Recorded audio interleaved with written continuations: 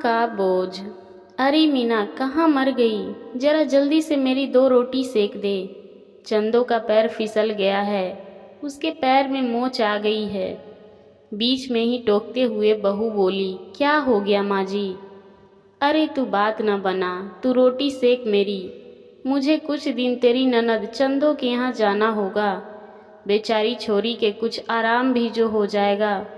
और फिर गांव से उसकी वो मोटी सास भी तो आकर उसके सिर पर बैठ गई है। कहकर सासू माँ ने 2 जोड़ी साड़ी एक गठरी में बांध ली।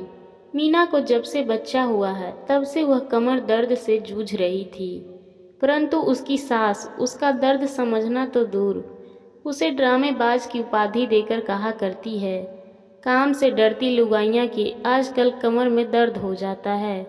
एक हमारे ज़माने की लुगाइयाँ थी जो घंटे भर में गांव की रोटी सेक दिया करती थी। इन बूढ़े हाड़ों में बहुत जान है, इस बात का ताना मीना को सुनाती। खैर बहू को ड्रामेबाज कहने वाली सासू माँ घर के किसी काम को हाथ लगाना अपनी शान के खिलाफ समझती थी।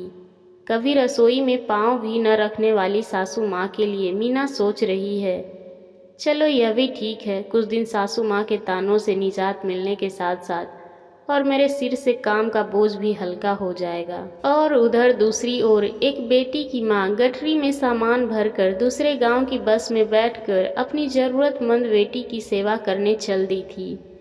जब तक चंदो दीदी पूरी तरह स्वस्थ न हो जाए तब तक आप वहीं रहकर उनकी सेवा करना, मीना ने सासू माँ से कहा और उन्हें घर से चंदो दीदी के यहाँ विदा कर चैन की सांस ली। आशा करती हूँ आपको ये कहानी पसंद आई होगी। इस कहानी पर आपकी क्या राय है हमें कमेंट करके ज़रूर बताएं।